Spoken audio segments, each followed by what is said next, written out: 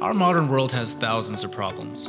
Now, one doctor offers 4 formulas that rethinks how we do therapy, how we do medication, and how we see the world. Join us if you want to learn the science of human emotions. You're listening to the 4 Blocks Podcast.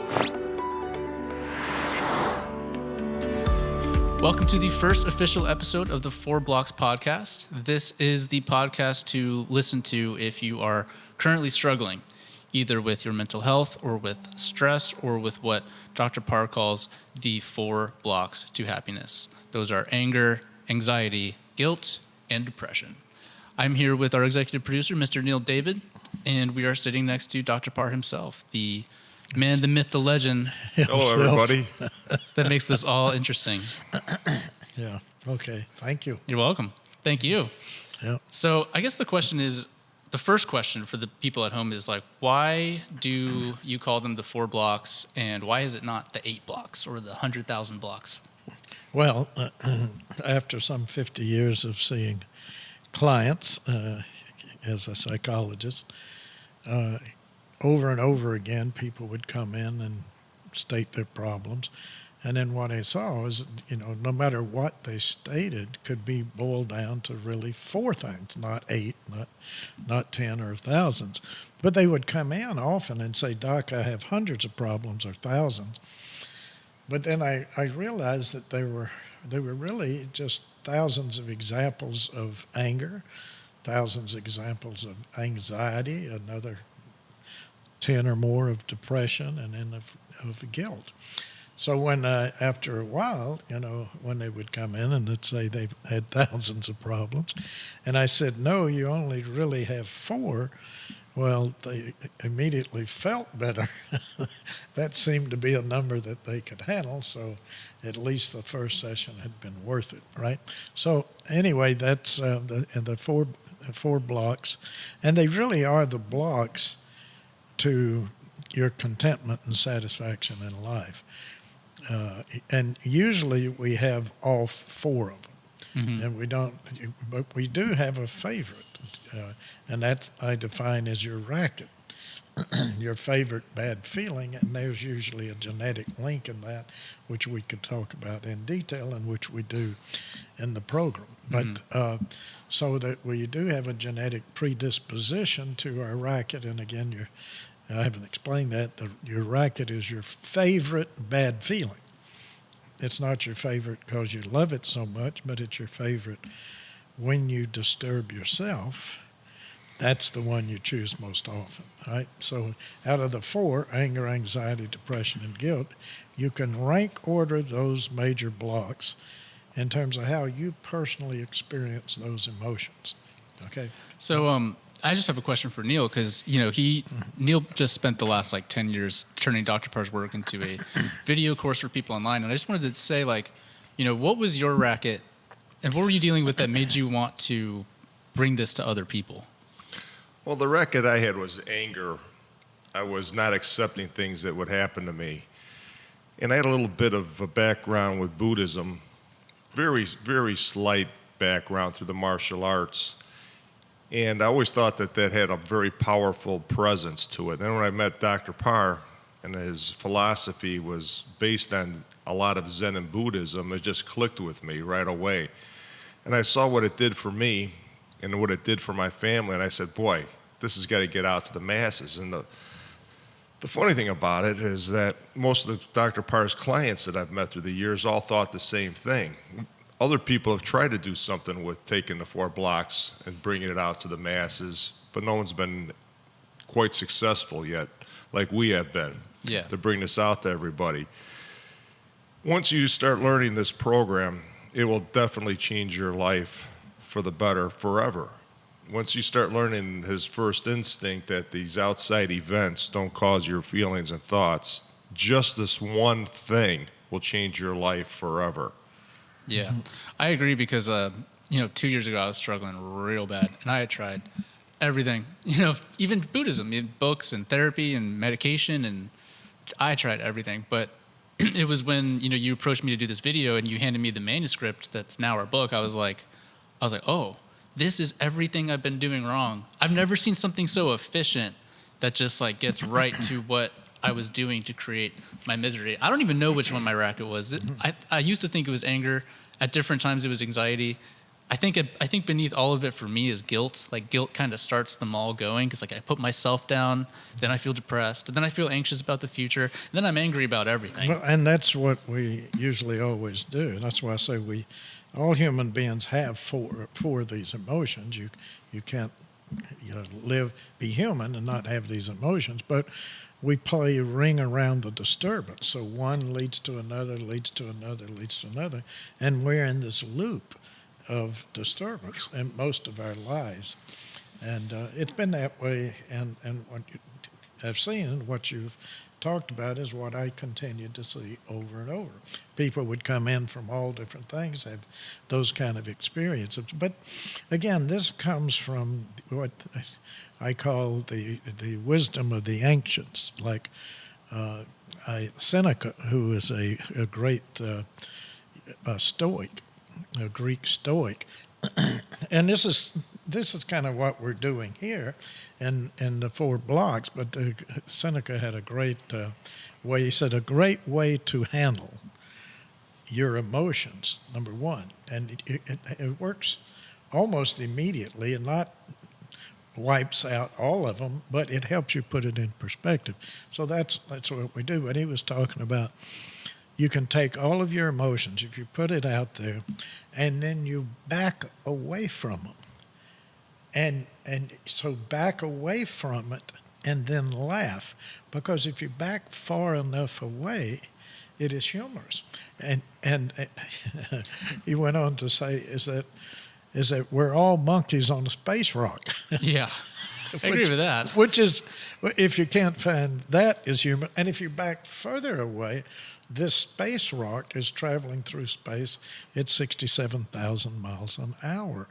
And we're concerned that our mate forgot our anniversary. I mean, so if you back away from these problems, number one, you can put it in perspective. So we back away from it, and then we go into it, and then break down the thought processes in the mind that creates disturbance, because disturbance doesn't happen from outside the mind, and the only stability we're going to have in our life is to take the backward step and to look directly at the human mind, whereas the vast majority of the people on the planet, as you were saying, never do that. They continue to look outward for stability. That if I can get this and have this, and have then, enough money, I can control things. And then even when the people, interviewed Andrew Carnegie, he said, I never knew when to stop. And I was talking to one of my clients, just yesterday, who is a mathematician. In fact, he's very good in statistics and math, and he was saying, the billionaires that they interviewed said they don't have restful sleep. They wake up in the middle of the night. Now, I'm sure this is not so with all, but I said a lot of them, they'll wake up at night and all they can think about is how to make more money, Jeez. And that again, there's the outside, I'm never satisfied, I want stability out here, and it becomes an ego, which is in the psychological term is a psyche. Yeah. That's what I think is so important to bring up to the folks out there about the 4 blocks is that Dr. Parr says, to take the step back and to be able to laugh at it. That's what we're going to give you the tools to be able to do. Yeah, because that's easier said than done. I was about to ask, how do we actually begin that process? And it doesn't mean that you still don't take your problems seriously, not too seriously, because that's what backing away is. But you take it, you're still concerned, so that's fine. You can do that. But what we're going to do is give you the tools to be able to do this in our program so you become conscious of how you can take a look at what's really going on and understand that, hey, this isn't what's upsetting me. It's the thoughts that I put with it are doing it. And that's when you start changing, is when you start being able to use that concept to be able to go, hey, stop. I don't have to feel this way. Yeah, but unless you make that backward step and look at your own mind, meaning the thoughts, the feelings, the sensations, and so on, as long as you got the spotlight, as Gandhi said, is the spotlight directed outward, you're never going to be content, whether you've got a few dollars or you're a multi-billionaire. As long as you look for the outside, you're never going to be happy. So this is one of the first things that you're going to learn about, is that these outside events that we all think that appear to make us feel this way really aren't. It's our conditioned thinking, the way we look at things.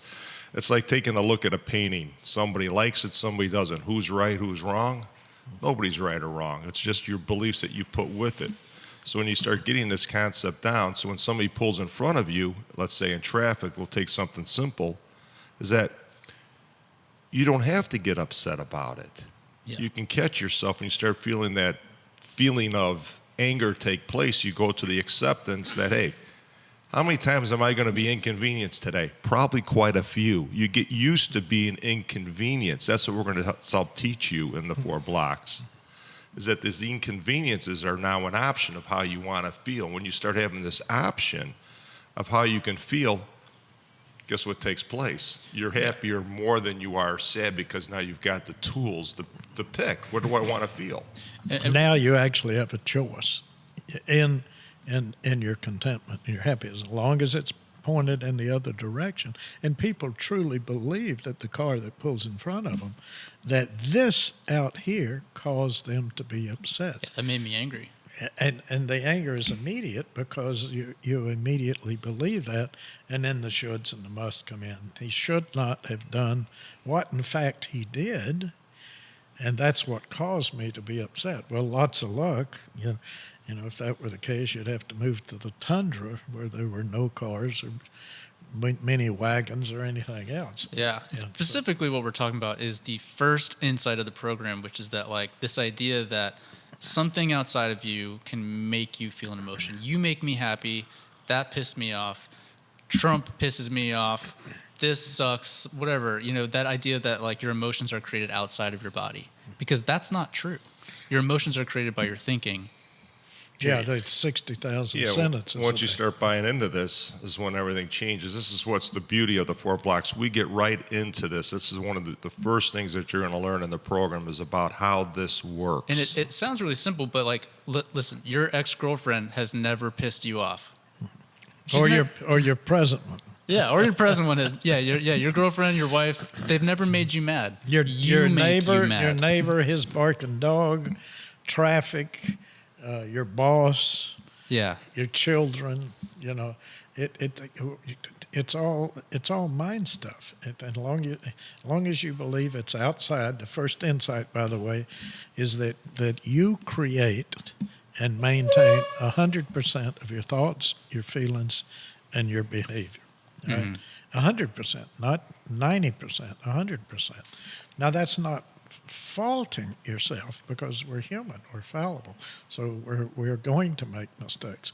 But when we take responsibility and realize we know where to look now, we look, as Gandhi said, turn the spotlight inward, and we look at the human mind, and then we're on a path that can bring us to our goal. Everyone's goal is to be content and to live in peace.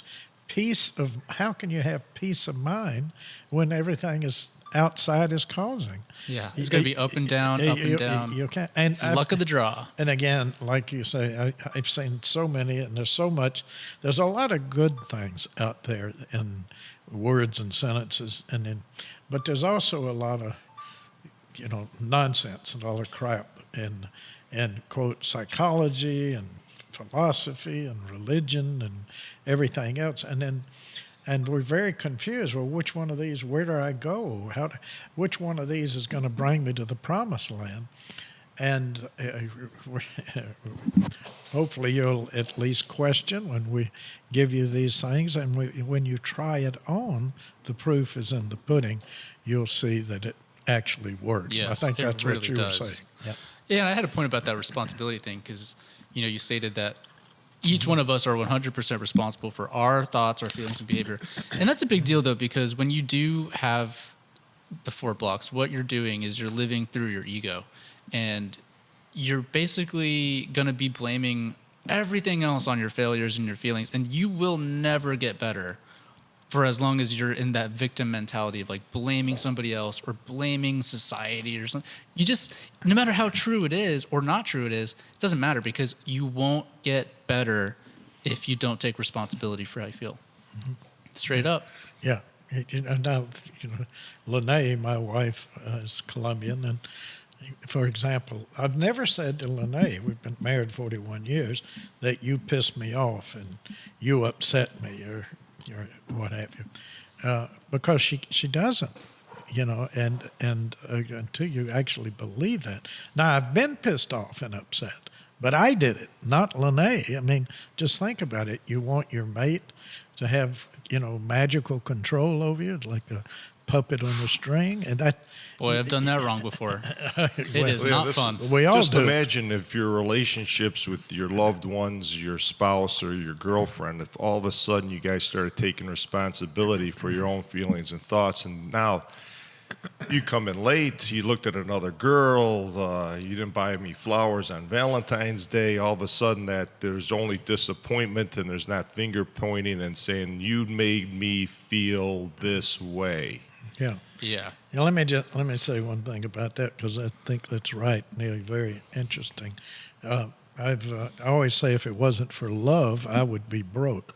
So people come in, a couple will come in, and immediately they start arguing, and the finger pointing starts, and they're blaming and pointing the finger at each other. Who's right, who's wrong, which is, we'll get into. They want you this. to sort that out. Exactly. And take sides, and so they're pointing the blaming finger. I have never had, in 50 years, I've never had a couple come in and sit across from me and say, Doc, we're having a blast and we want a divorce. Not once. Not once. Maybe it'll happen, but it hasn't happened yet. That's funny. So soon after the wedding, and we're still going to a couple in Colombia here soon, but I sit in the audience and I think, instead of "Here comes the bride," they ought to change it to "Here comes the demands," and then of course for the bride, the demands are waiting for her at the end of the aisle that the father comes and gives away. I'm going to give you it away to more demands, right? So what happens in relationships, and the number one reasons relationships fail, is because of blaming each other for how we feel. And if we would begin taking responsibility, 100%, then we could resolve and solve problems, as we will show you how to do, so that any relationship can not only stay together, but can remain good and powerful. The love doesn't leave. Blaming, it's the executioner of love. No love relationship survives blaming. And no one has done it wrong worse than me. No, I used to do this wrong to the point where, like, I had this fundamental belief system that was like, look, if you love me, then you should be putting me first, or That's the "if you love me" statement. If you love me, blank, and fill in the blank. Then those are the demands. Yeah. That's where and we that's start. in every relationship. Exactly. If you love me, you would, and then you'd point to that, and therefore you should do what would make me happy. And that's what started. And I would notice too, like when I would get upset, I wouldn't be able to think clearly or even communicate or even talk about it. It's like my brain would almost shut down. Like the emotions were so intense that, and literally what's happening scientifically is when you get quote unquote triggered, your cerebral spinal fluid goes from your prefrontal cortex to your limbic system, meaning that you literally can't think or communicate clearly. No. When you're upset. So there has to be, that's what that process of backing away is. It starts with like backing up and taking lowering the a breath, intensity. like in meditation, take a breath, let go, and keep breathing and letting go. You can focus on, you back away, you can focus on the sensations and the feelings that you're having, and because if you keep the thought going, you must, you should, bad you, then you're just going to be disturbed, and you're right. And fast forward 2 years now, I'm actually talking to that girl again, and the difference, I can actually communicate with her now. I can talk about difficult things. My brain's not shutting down. I'm not blaming her for the way I feel. It's like she thinks that she's about to. I'm like, no, listen, I create how I feel. Like, we're good. And things are so much better. Oh, you'll have. It's unbelievable. You remove the blaming in a relationship, you're, One in a million. well, and yeah, you're light years ahead of other relationships. Relationships usually have a foundation of shoulds and blaming and must, which is exactly what destroys them. That's why we're at 51% divorce rate. And those that remain married, the vast amount of them live in comfortable misery. You know, they really dislike and despise each other. Mm-hmm. So what were you going to say, Neil? I think we've covered a lot about this. If we got to cover about the whole program and what to expect about it, we should move on to some of the other things. So we could spend all day on just the first insight and what they're going to start to learn here. Yeah, I do. I spend many sessions on that insight because most people, it sounds simple. absurd. I say that in a lecture and they want to start throwing tomatoes. Well, what about my wife? What about my kids? What about the neighbor? What about? There are no exceptions. There's not one exception. It happens all the time or it happens none of the time. So you're right, Neil, we can spend, and we do in the program, spend the time, take the time to make sure that insight, that you incorporate that into your life process. So yeah, we could spend a lot of time on that. So I've got a question. Let's say somebody at home has depression and anxiety and anger and guilt really bad. How long can they expect to be going through your material before they can feel better? Like I always say, I love that question. How quick can you learn? Number one, there are people that learn at different rates, but the most important question, and this has nothing to, well, it probably has something to do, but it's little to do in getting ready, because when the Buddha taught, 2,500 years ago, there was no one, a fraction of a percent could read and write.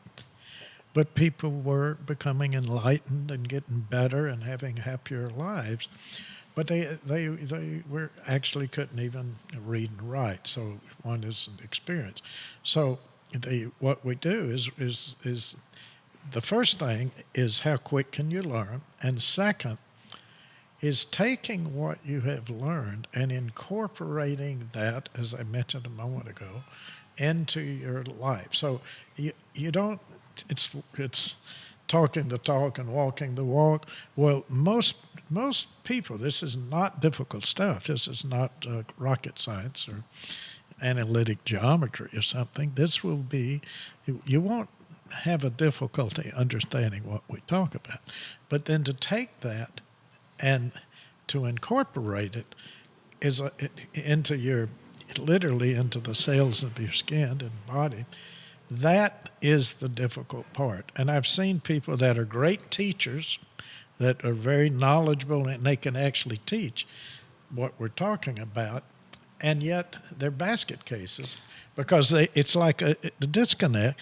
They don't incorporate it. And so the most important thing is not really how you learn, because we can learn at our own pace, but it's how we incorporate. If you don't incorporate what we will teach you here, and we'll make many suggestions on how to incorporate it, many, meditation being one, and then it depends. How quickly can you do those two things?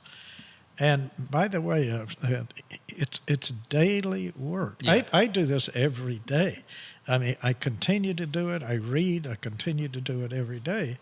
And this is why we made this program, is that so that you can do this as a daily practice. Exactly. You can listen to it in the car while you're driving. You can listen to it while you're working out. And at night, you can share it with your family. So most people, as soon as they watch this, they do feel better right away. Right. That's what I've found in most cases. And the more you practice it, the faster it becomes like your skin. It's all of a sudden, it'll become like a habit. But it's not a destination like a cure. It's like when we say better, it's like the negative emotions are less intense. They don't last as long. They're not like 100% gone instantly. You're not going to have like instant enlightenment here. But it was exactly like you said for me, where I've understood this for a while, but actually getting better took more than just learning. It took serious discipline. Well, that's why we call it practice. Yeah. Yeah. Practice means daily. I mean, you see Yes. people go to the gym 5 times a week, but they Yeah. don't do anything. Yeah, I've can't known eat this with for their 15 or 20 years now, and Yeah. since we've put the program together,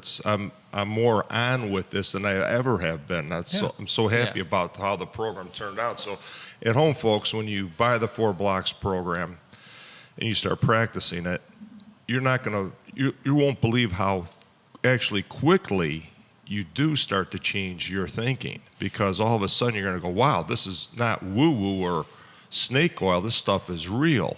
Yeah, and we'll give you like 10 major red flags to flag your irrational thinking.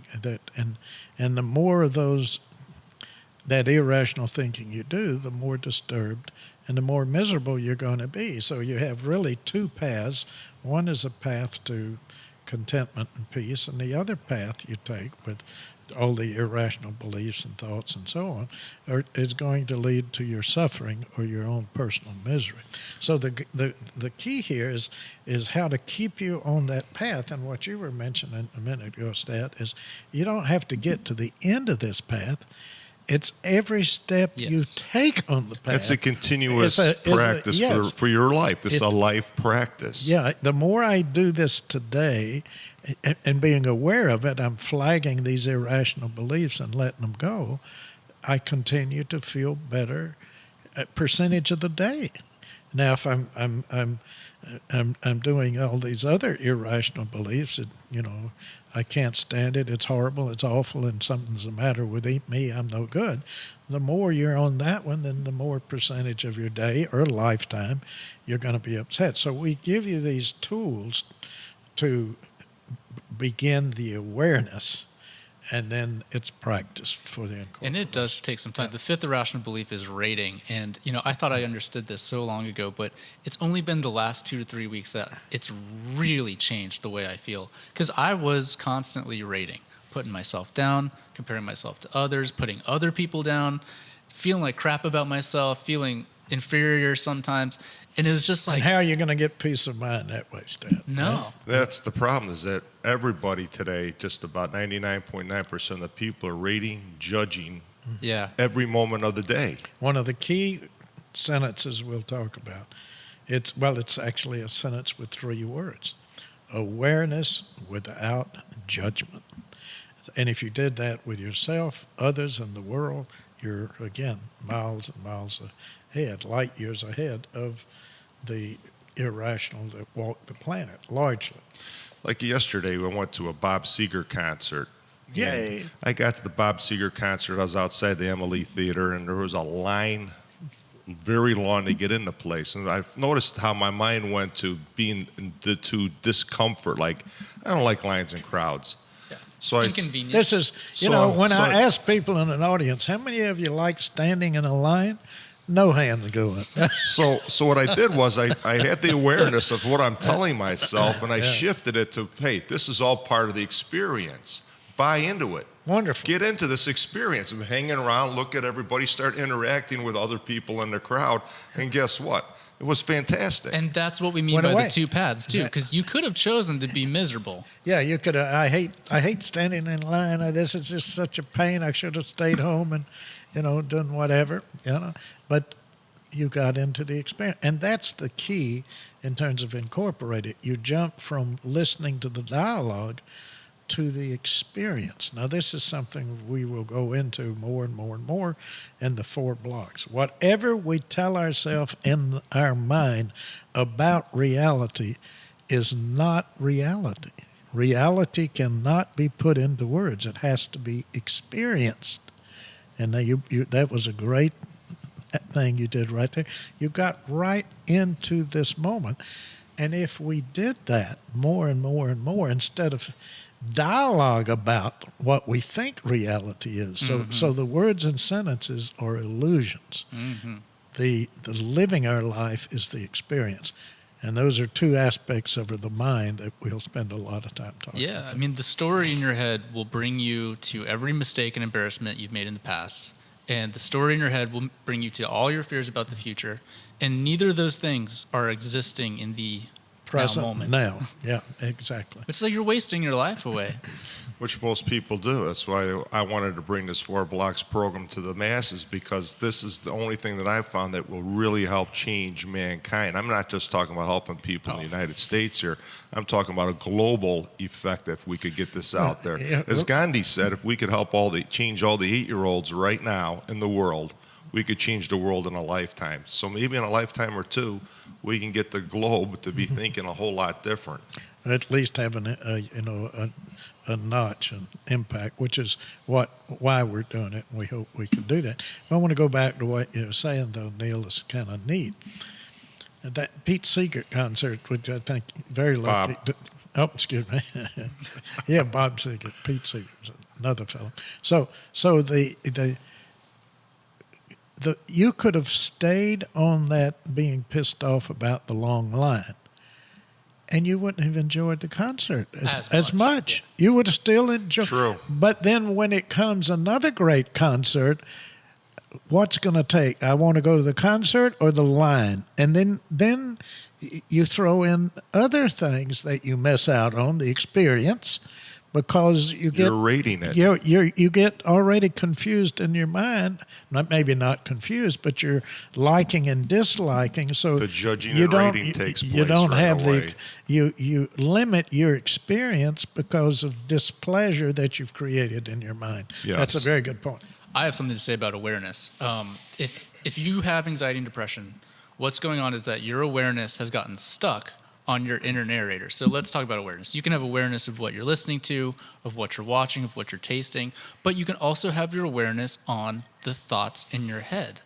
And when you have chronic depression, like pretty much, because I've experienced this, your awareness is just stuck on your thinker rather than on your life.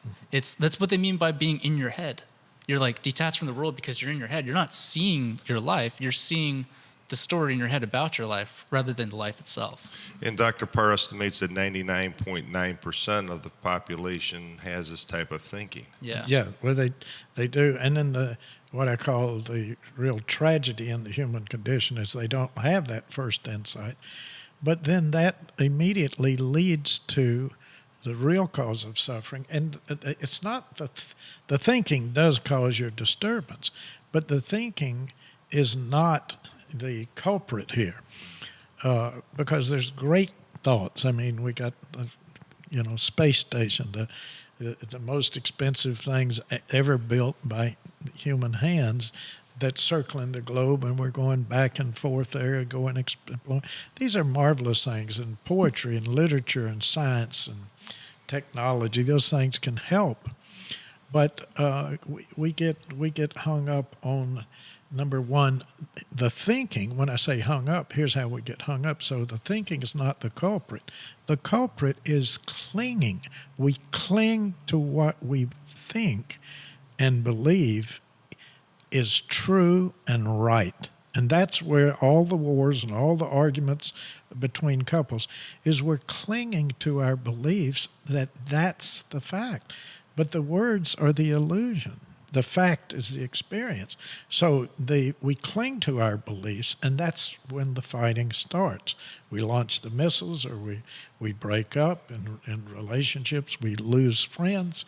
So we cling to our beliefs. Just take an argument between a couple. I see this constantly. They come in, and what do?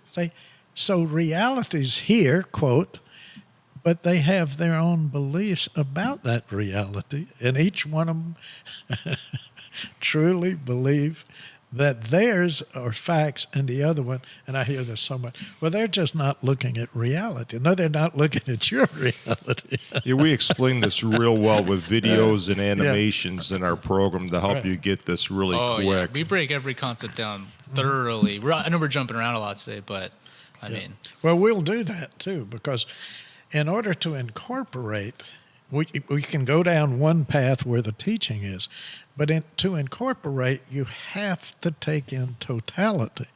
So we'll go down many different paths, and that's good for teaching, but then the incorporation and seeing in totality, which, by the way, is enlightenment, is that you you until you see the totality. So we will jump around and we'll And that- get off on tangents. Yeah. That's good. That does kind of bring me back to awareness, though, because that's what I'm talking about. Like the ability to choose where your awareness is going. Because I used to be Right. on autopilot. It's like I had a thought, like you said, I would assume it's true. Oh, I thought something. It came from my soul, and it's the truth. But then it's like, okay, Yeah, where's your soul? yeah. They've never found that. But So now good it's like, luck. yeah. And it's just like Neil, he had the awareness on how inconvenient the line was, but then he also had the awareness that there's nothing he can do about it. So you might as well enjoy the experience. And that's exactly what having the ability to choose where your awareness goes does for you. Because you can, once you know how to do that, you can then widen up and have awareness of that totality that you're talking about. Yeah, so now these inconveniences that we think we have every day, these minor inconveniences, somebody cutting in front of you in line, Somebody disagreeing. your food not coming out as fast as you want it to, Exactly. Right. your laundry wasn't done right, all these little things that you think matter don't mean shit. Yeah.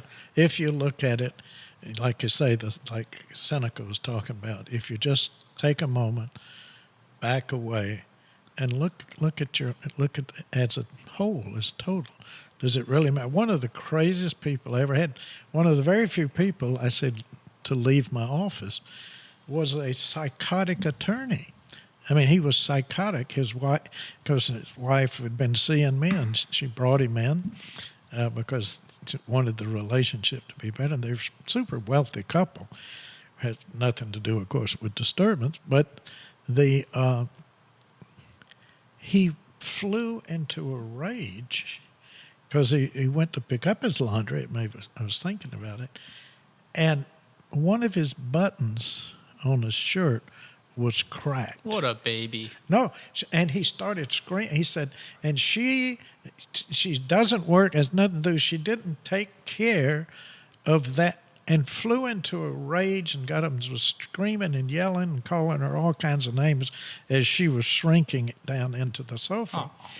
And I said, listen, and I thought he was going to hit her. And I said, listen, you're in such a mood and such anger right now, you cannot possibly, calm down like you were saying a minute ago to have this conversation. I said, get out of my office. And he said, I'm going to leave, but I'm going to sue you and this and that, and because you're telling people that that other things don't cause and that caused me. And I said, go ahead. Good luck. How's that working out for you, buddy? I would love to see him in court trying to take you How's down. that work out for you? But he actually believed that the crack button and his wife not taking care of that is what caused his rage. Every weekend, if you look at the news, there's always somebody who has the same thinking, because every weekend there's how many deaths?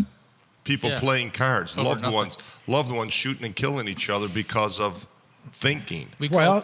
Listen, just yesterday, 49 people killed in 2 mosques and 40 people injured. So 89 people injured because of thoughts and beliefs.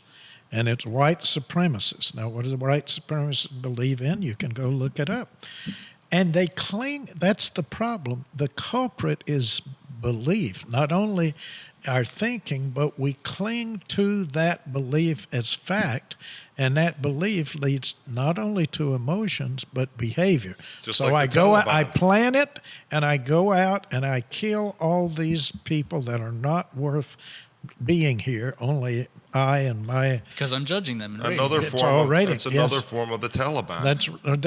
It's all... It's another form. All wars... Absolutely. All wars and everything else. It's all terrorism. And it's rating and it's thinking. Terrible is the second irrational belief. It's terrorism. It's the reason that it has that name. Yeah. It's irrational. But all of our fighting, that's a great example. All of our fighting is based on beliefs, not experience. Because, the people that did those killings have the same experience as we do. Seeing, smelling, tasting, hearing, sensing. There's your perceptional. That's the ultimate reality. But what we tell ourselves to get ourselves all disturbed in terms of fighting or killing is the illusion. Okay. And I can give you a couple of sentences here that will go into more detail, and it can zero in on reality at any minute. We'll have to explain this more and more, but I practice this all the time throughout the day. And the first word I say is awareness. This is a dream. That needs explaining. Awareness. This is a dream. A magnificent illusion that is ever changing and flowing. And it's an illusion of form that has no solidity. Now we'll go into that because that is and that helps us incorporate, because what we see is like a dream. These forms, me, you, the building, whatever, it's constantly changing. It's not steady. It's coming and going, coming and going. And so are our beliefs, our feelings, and what have you. We watch the flow of this. It's a magnificent illusion. Give it a second and this too will change. It appears real, but we know that it not only is changing, but as Seneca said on that, we're all, monkeys on a space rock, if you look at that. And then he says we are a second in the infinity of existence, like a little flash of lightning in a summer cloud. That's our life. Now, we can choose that path of joy, or we can choose that path of disturbance and fight and kill and maim each other for a lifetime. And by the way, that lawyer had what we call a low frustration tolerance. LFT. And we're trying to get you to a high frustration tolerance, because pleasant, unpleasant, and neutral stuff is happening all day long. Mm-hmm. You're never going to have convenience all the time. So you better be able to handle it. Get used to being inconvenienced and embrace the inconvenience, like I did last night when I was at the concert. That's beautiful. Embracing it. Lao Tzu in the Tao Te Ching, one of my favorite sayings, he said, life is 10,000 joys and 10,000 sorrows. And if you only embrace the joys, you're screwed, because you got to embrace all of it, just like you said. Most people aren't happy just getting up and being alive every day. Just try to go with that every day. Every day you wake up, just be happy to be alive, because our days are numbered. Some people have physical pain and more complications than that. Like, we got to have empathy for that. I know some people going through chronic pain that it's like they literally have stronger minds than I do. Like they do actually manage to be happy even though they're in pain. But for some people it's easier said than done. So I just wanted to say that, because like a lot of people wake up and feel horrible. It's always easier said than done. Yeah. That's why we always take the easy route, and we believe what we say instead of our experience. So we're going to talk a lot about that. Whatever you say is not true. Start with that. Well, what you experience is truth, right? What you say about the experience, because his opinion. Listen, break it down simple. Whatever you say about the taste of strawberry, you will never get the taste of a strawberry. Tasting the strawberry is truth. What you say about it is an illusion, or is at best, some description, but it is story. Not. It is not the taste that you can never. You can't describe a strawberry to me and make me taste it. No, right. You cannot give somebody the taste of a strawberry. You can talk about it till you're blue in the face. The words and sentences are why religion and science have fought forever, because they're all trying to explain reality. Religion started by, they're trying to figure out why the world is the way that it is, and then science comes in and uses the scientific method. Now, they're much better, science is, at explaining the relative truth, meaning the conceptual world of words and sentences. But science can never explain the ultimate truth. The experience itself. We can break it down. They do a great job with the relative.